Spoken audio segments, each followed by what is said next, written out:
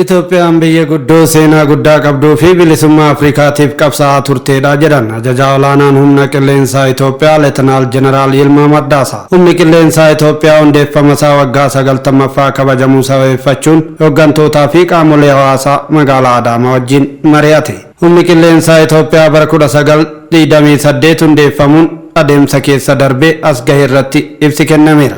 Dhaadannoo mallattoo bilisummaa fi tokkummaa jedhuun riifoormii hooggansa jijjiiramaatiin dhaabbatichatti gaggeeffameen boodas bu'aaleen galmaa'anii fi kabaja guyyaa hundeeffamaa keessatti agarsiisotni sadarkaa idil-addunyaatti sadarkeeffamanii fi sagantaaleen biroo raawwataman eeramaniiru. Kantiibaan bulchiinsa magaalaa Adaamaa Obbo Haayiluu Jaldee humni qilleensaa Itoophiyaa keessumattuu riifoormii hooggansa jijjiiramaa keessatti gaggeesseen iddoo fi mooraa leenjii qulqulleessuun hawwattummaan isaa akka dabalu taasisuu bira darbee bifa magaalotaafis fakkeenya ta'uun gurmeesseera jedhan. Kana bu'uura taasifachuun immoo humna qilleensaa hojmaata ammayyaa jabanni irra gahee hordofu ta'uun abdii biyyaa olaanaa fi dorgomtummaansaa bifa addaan dabale ta'uu eeran. Sabdaneessummaan magaalaa keessatti dagaage.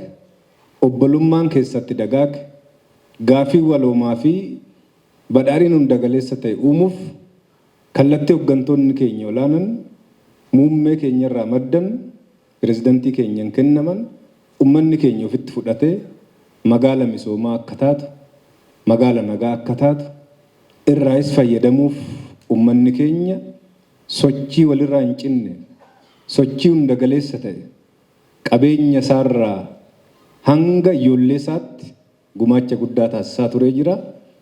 Deemsi keenyas guutuu akka ta'u waliin jireenya ummataas fakkii waliin jireenya magaalli keenya akka taatu sanarra darbees fakkii misooma fi yaadamoonni haaran mootummaan keenya sarkaadhaan maddisiise magaalicha keessatti akka lafa qabatu sochiin ummanni keenya waggoottan darban taasisaa ture olaanaa waan ta'eef carraa kanaan hooggantoota keenya olaanoo akka biyyaatti qabnu fuulduratti ummata keenyas galateeffachuun barbaada baay'ee galatoomaa ulfaadhaan jedha. Ajajaa olaanaan humna qilleensaa Itoophiyaa Leetanaal Jeneraal Yilmaa Mardaasaa Itoophiyaan biyya guddoo seenaa guddoo qabduu fi of bira dabartee bilisummaa Afrikaanota birootiifis hojjataa turteedha jedhan. Humni qilleensaa Itoophiyaa bifa guddummaa biyyaa kana madaaluun riifoormii gaggeessuun gurmaa'ee ergama isaa cichoominaan bahataa jiraas ibsan.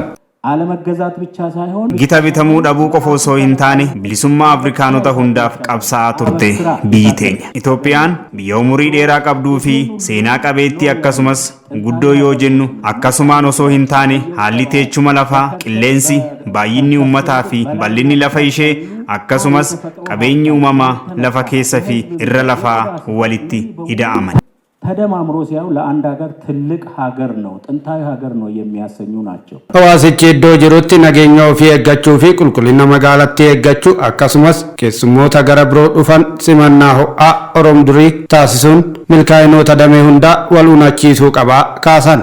የአንድ ከተማ እድገት መሰረታዊ የሆኑ መሰራት የሚገባቸው ነገሮች አሉ።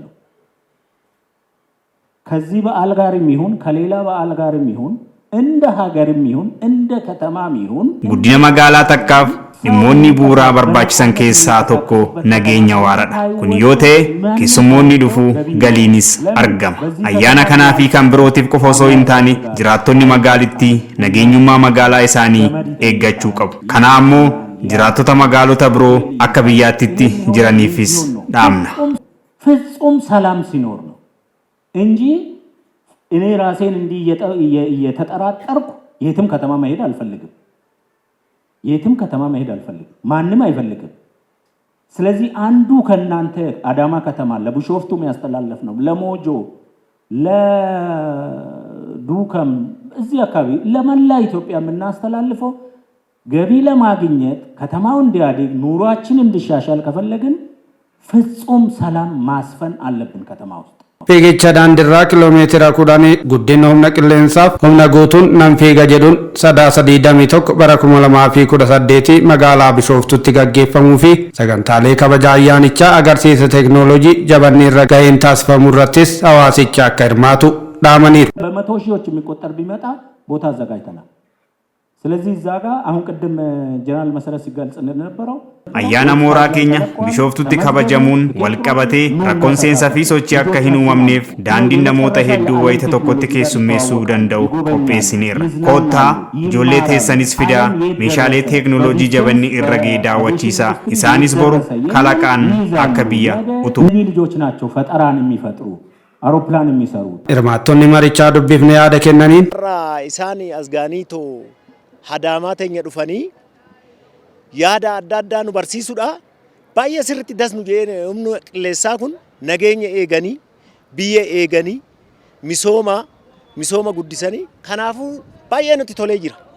Amma sagantaa isaanii aduu 21 yaan kana sirriitti tikeertinis qophaa'ee jira. Yaanni keenyallee gara isaaniitti deemaa jira. Yaanni ummataatillee nulleen qilleessa Itoophiyaa kana dambitti yaanni illee garas deemaa jira. Sagantaa irratti hirmaachuudha qophiidha jechuudha. Rabbirraa abdii qabna itti aansinee raayyaa ittisa biyyaa keenyaa fi qilleensa ajajaa qilleensa keenyaa akkuma waliigalaattu caaseeffama keenyaa achi jiru kana keessa abdii guddaa rabbii gaditti qabna biyyi keenya hin kabajamti qophii isaan jedhan kanaafis uummanni magaalaa Adaamaa himaa miti nu'uu silaa deemnee maalirra jirtan kan jennu isaan dhufanii nu maddii dhaabbadhaa jedhanii nu simachuu isaaniitiif galata guddaa irraa qabna. Ammas xiqqaa guddaadhaan maddii dhaabbanna. Kan isaaniiti miti kan keenya waan keenya immoo waliin miidhagfannaa jechuun barbaada.